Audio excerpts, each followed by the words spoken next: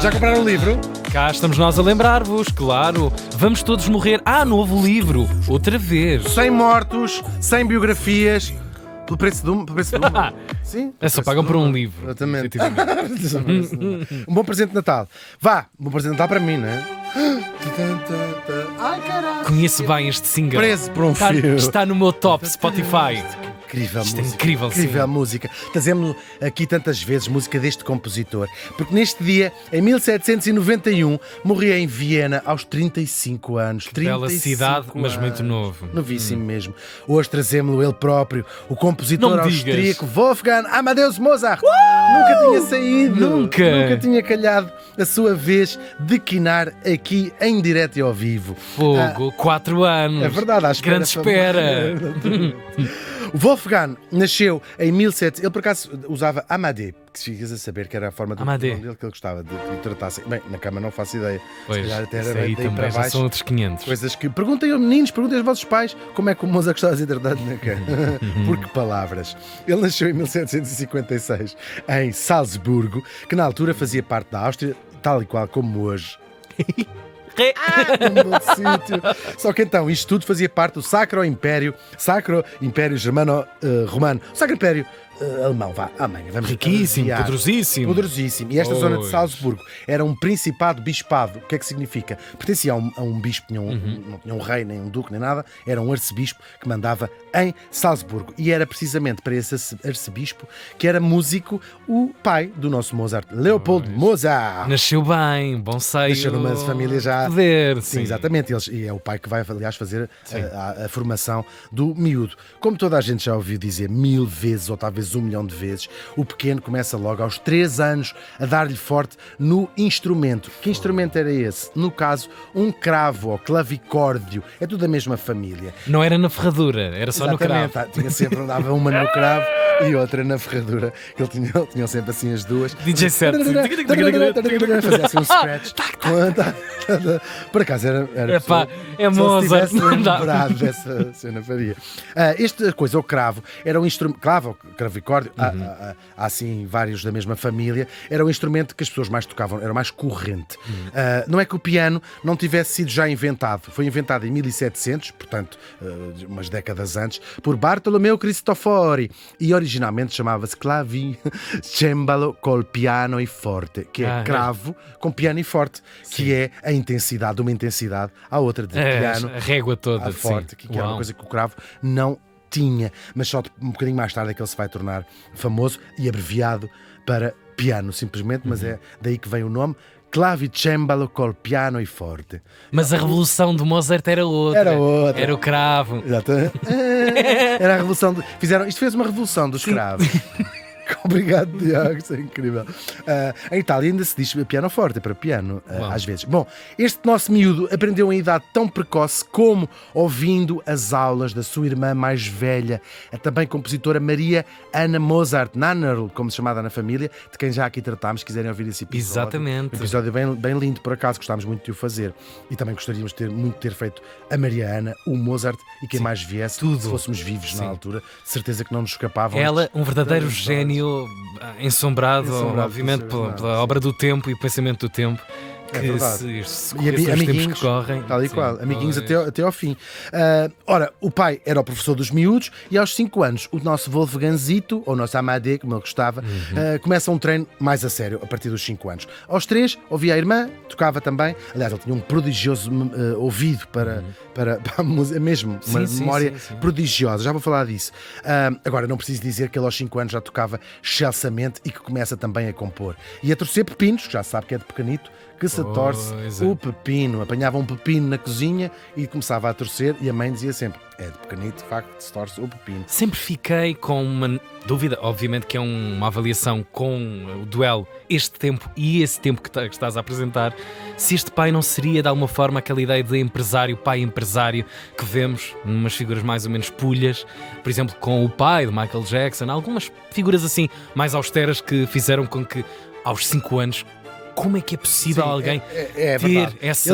Eles vão fazer, aliás, à semelhança quase dos beats desses exemplos que estás a dar. Eles vão ter uma carreira de concertistas grande pela Europa toda. Pois, imagina. Muito crianças, e já vou falar disso tudo. Mas sim, ele tinha uma relação de facto complexa com o pai. Claro, os valores também da época eram um pouco diferentes. Outros, claro, mas é verdade e é pertinente isso que estás a dizer, esse paralelismo, se quiseres. Claro, com outros contornos que estes mais recentes nos dizem mais, não é? Parecem-nos mais clássicos, mais escandalosos também. Claro que sim. O miúdo, para além de aprender música, também diz-se falava pelo menos 12 línguas.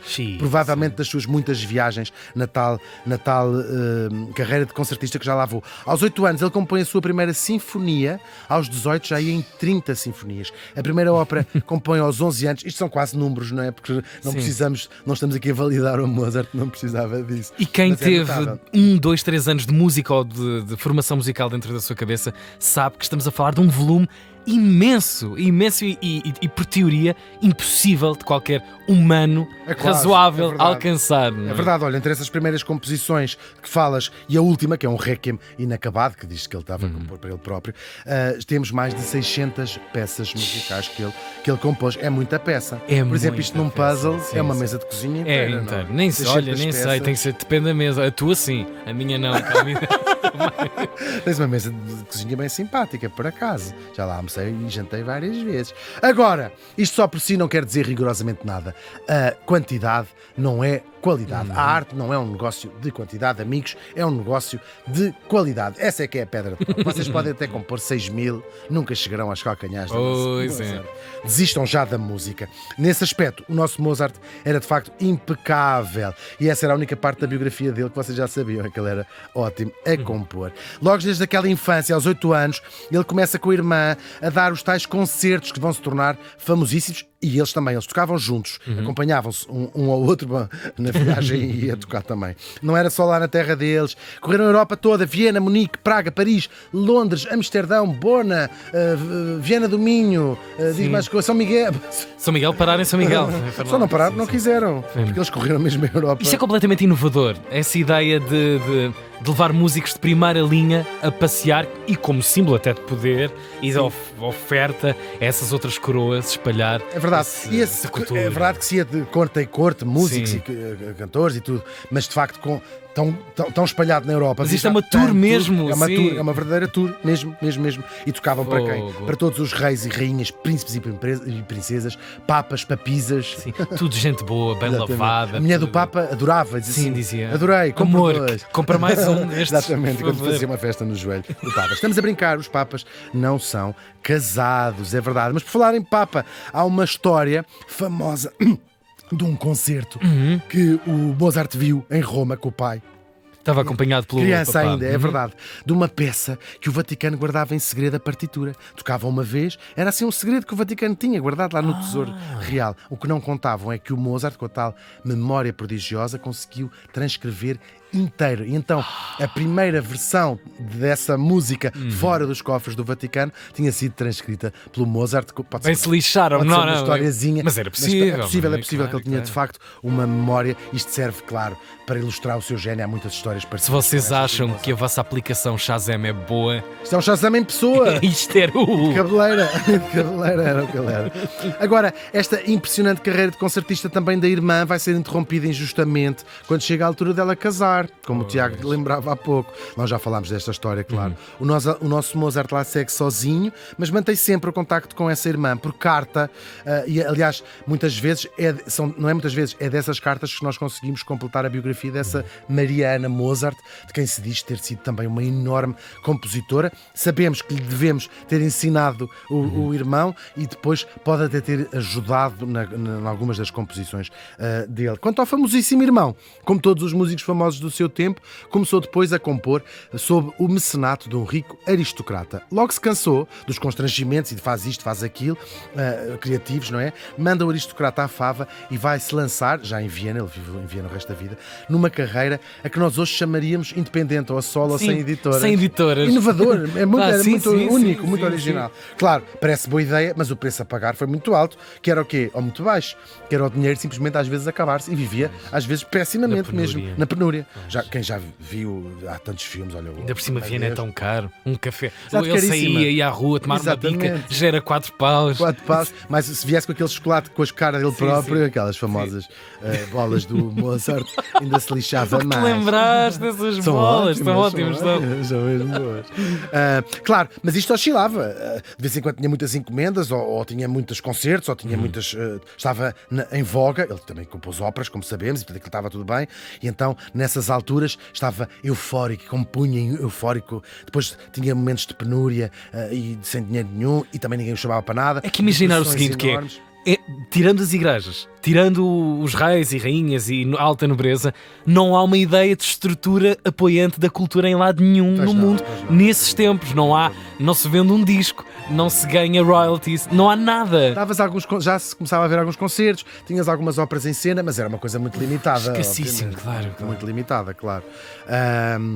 Agora, quando corria bem, quando Pois. estava na fase alta, ganhava bastante dinheiro, mas também o partia como se não houvesse amanhã. Graças muito famoso. a Deus. Espalhava dinheiro por toda a parte. Agora Sim. fosse não sei o quê. Ele que tinha passado 6 meses quase a passar fome, de repente não sei o quê, então comprava um quadro, qualquer coisa desse género. Caviar para todos. Era mesmo assim, disse eu, tipo, de facto, incrível.